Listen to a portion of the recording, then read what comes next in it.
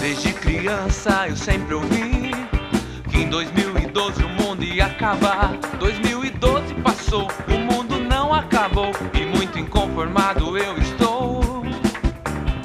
Desde criança eu sempre ouvi que em 2012 o mundo ia acabar. 2012 passou, o mundo não acabou e muito inconformado eu estou. Por isso eu não vou me conformar com tantas mentiras que